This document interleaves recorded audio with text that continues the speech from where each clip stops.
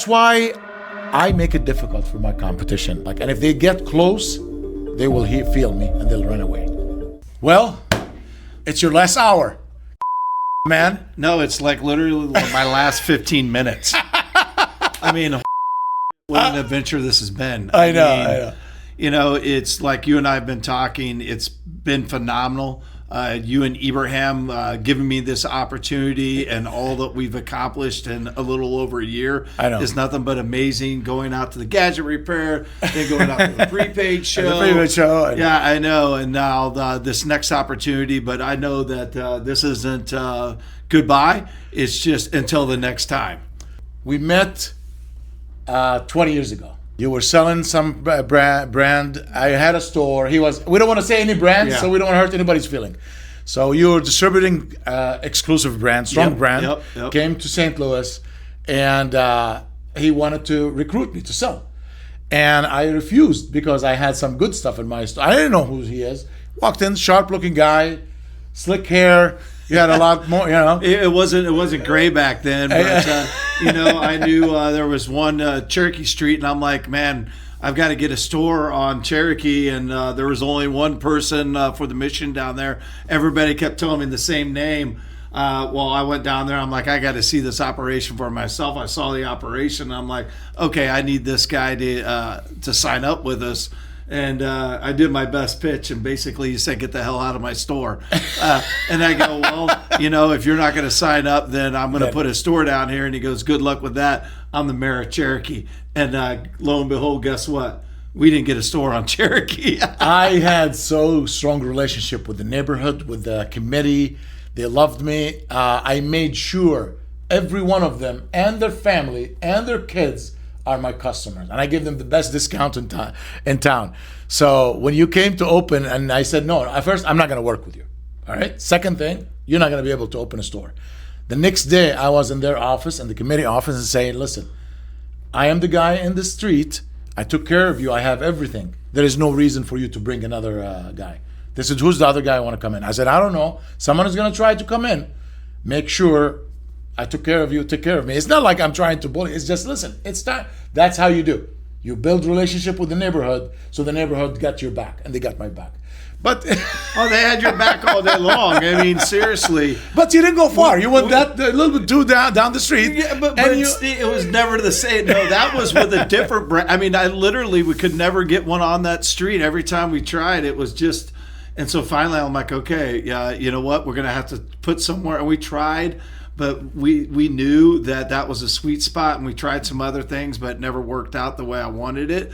But that kicked off, lo and behold, I always say you meet the people in your life for a specific reason, and that kicked off this relationship, and here we are. And that's what I want to say is, don't take rejection, like you didn't take rejection as a personal. No, you said absolutely not. I understood. Protecting his interest.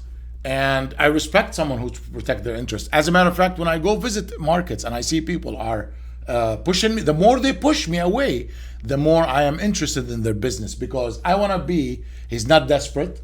He's not someone, oh, okay, what you got, man? Tell me. First of all, I'm usually open-minded to listen. So, but I knew what you have. And I had my own distribution, and I'm trying to protect my own distribution. Yeah, a couple of years later, I sold the store anyway. I sold that location to great people that took the place, and they made it 10 times better than me. Mike, you've done a great job, way better than me. And it is what it is, because I was doing two things. I was doing distribution and retail, and I had to pick one of both, and I picked up the distribution. Anyway, fast forward 20 years later, and look what we're at now, man. Oh my gosh! I mean, and you talked about what's crazy is probably 14 years later, I ended up getting the store with another brand. And become number one in the country. And it was number one from the jump. And it did everything that I always knew that location would do. And I just was like, I was happy and ecstatic. Great partners, Mike and Alex were. But absolutely knocked it out of the park from the jump. Set records for the single day sales. Single day in the country. In the country. Did you hear that? The store it was next door. So they're both stores next to each other. The new store, again, we're not going to do any brand because I don't want to hurt anybody's feelings. That store was number one in numbers in the USA. Yeah, no, absolutely. And people were calling and going, "Oh my gosh, what are you doing there?" So- and you bring it up, and here's what I would say: words of advice to anybody is, don't bash any brand because No. you just don't know. I don't want to. You don't know where you're going to end up. You don't know what's going to happen in the future, and it just, to me, it's an amateur thing to do. I would rather be off what we can do Yes. and the merits of what we can do versus trying to convince someone by bashing the other. Remember one thing, Apple was 90 days away from bankrupting. Watch Steve Jobs video asking Bill Gates for $50 million loan. The company was financial trouble. Bill Gates refused. He said, I will buy in. I want to buy part of the company. Steve Jobs looked at him and he said, I am down now, but I will be up again. And I will go get the money and I will come after you. And you know what Bill Gates said? No. Here you go. This is the money, man. So don't take advantage of people when they're down sometimes, because when they're down, they're not down for many reasons. Like Apple didn't go down because of Steve's bad work, because of bad management. When they brought him back again, everybody knew he's going to come back up again. And moral of the story, companies go down and they come up. So don't burn your bridges with people when they're having a hard time, because that tough guy who's going down, if he comes up, he will be double the strength than before, and he'll come after you, and he will come after you. And actually give him a hand up. I mean, we all go through ups and downs. Business is cyclical. Yeah. Just because you're on top right now doesn't mean you're going to remain on top.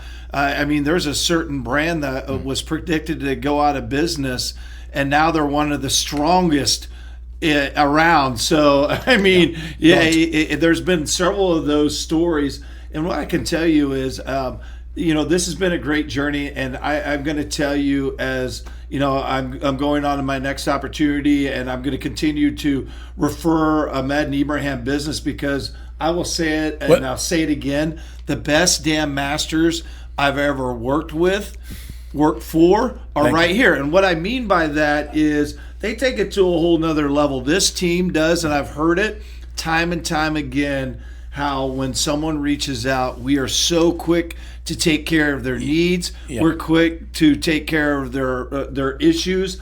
Also, if they need additional training, if they need advice. I've been doing this for 20 years now, and I can tell you that it's just it's lights out. And I don't hear that about the other masters, and that's too bad. And masters should work together, because at the end of the day, we're in this all together. I am absolutely, and thank you so much for your kind words, Brad. You came in and you brought a different flavor. We needed that flavor. The employees loved you. You helped me organize some of the calls. You took a lot of load off my shoulders. I do have someone who's going to help, but he doesn't have any experience as much as you. Between you and I here, we're sitting. There's over 50 years. Yeah. 50 years in the telecom, training, marketing, branding, exclusive experience. Many years, and thousands of those stores opened between all the brands that you worked with. And there is a surprise. He will be in the field, but I'm going to leave it to him one day to reveal where is he going. And he's not going far away. You're not going far away, man. No, not at all. You're in the same field, yep. But it's just a different flavor. But in the same field, and we will continue working and talking. And like you said, always keep your relationship going. Don't disconnect. Oh yeah, stay tuned. Here's what I'm going to say. Ahmed and I were just talking. I'm going to try to stop by every few weeks and from my adventures out there in the field, and we're going to sit down and discuss why he's out traveling, visiting locations, why I'm out traveling. Listen, no. I'll tell you one thing. You don't know. We're going to be in the same meeting sometime. Yeah, no, we will. And I feel bad. That's good. That's good. The level of that room is going to get way high. Everybody's like, wow, the office is going to be a lot quieter. Do these guys work together or not together? Yeah.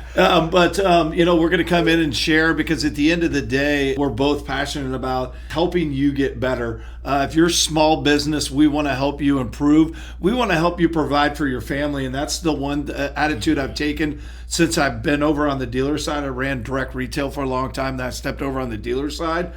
And I'm passionate about, I know how much sacrifice goes in for their stores, for that's food for them, that's keeping food on the table, that's trying to help them achieve their life goals or kids' life goals.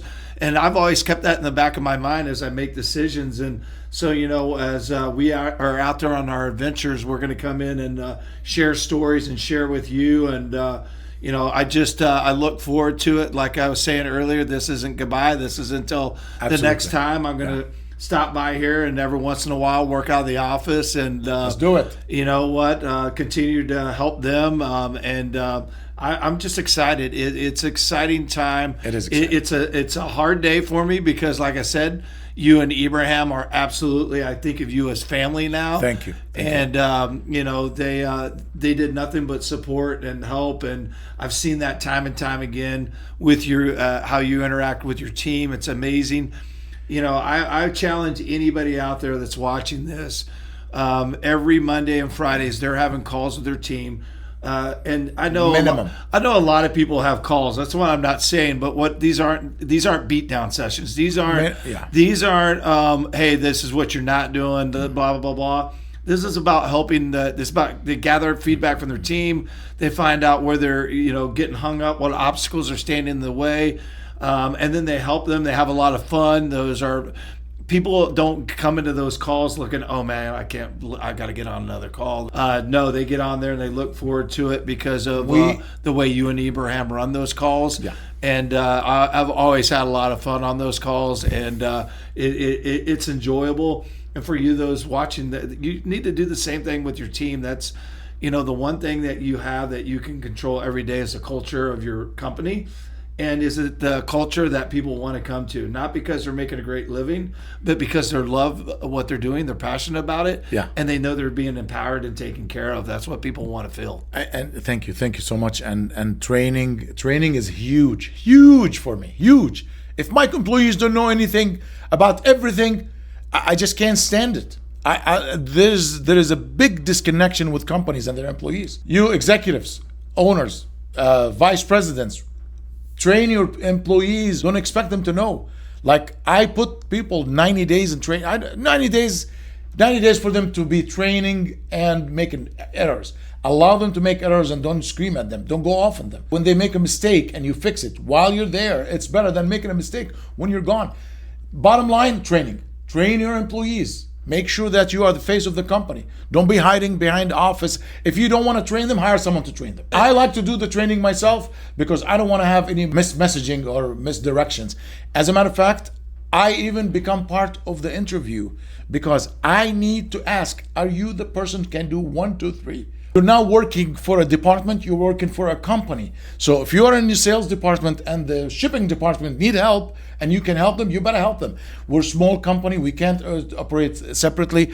Just one last thing I want to mention is read about the Nissan CEO. They had 3 companies, Fiat, Nissan, and I can't remember what the third one. But he was the only CEO in the world was on 3 companies. First thing he did, he merged marketing department. He merged all these departments. He started using technology from Japan to France, from this. He said, we can't keep companies separate. If you own multiple companies, you got to get the departments working together. Because instead of you understand what I mean? Oh, yeah. All departments need to work together when you're a small company. There is a lot of companies, they'll be like, oh, the XYZ is not available. Wait till tomorrow. The world is getting smaller. The time getting shorter. The workforce getting less because they're having a hard time hiring more and more help. So if you know something in your department can help another department, make sure to do it. If you're an executive, tell your employees to do that. Some companies, man, they keep everybody disconnected. I don't know why. I don't believe in that. I want everybody to be close. That's it. No, and not just the training, but the fact that you and Ibrahim also spend time out in the field with the team. And that's not, once again, to have those gotcha moments. Those are, hey, we're not asking you to do something we're not going to do. And also, hey, I'm going to model the behavior, or maybe I see something you're doing good that I'm going to add to mine. Yeah. And that's what I would encourage everyone to do is get out there and spend time. That time spent with your team in the field, that means everything to them. And when you're there, be present, because I've seen a lot of leaders spend time in the field, but they're on their phone, they're doing this, they're doing that. And all that is making is the person that you're supposedly out with feel like I don't matter. No, exactly. If you are in a sales organization, it doesn't matter. It doesn't hurt. I mean, it doesn't hurt to go out a couple of times, experience what they're doing. Get on the phone, talk to your clients, connect with them. That's why I make it difficult for my competition to hurt me. And if they get close, they will feel me and they'll run away. To make sure that your competition know about you, feel you. First of all, let your clients know who you are. That's very important. Then, when your clients know who you are very well, guess what? Your competition know who you are. No, eventually they'll know. Absolutely. Yeah. Absolutely. Thank you, man. All right. Thank you Appreciate it. for a great venture. Yep.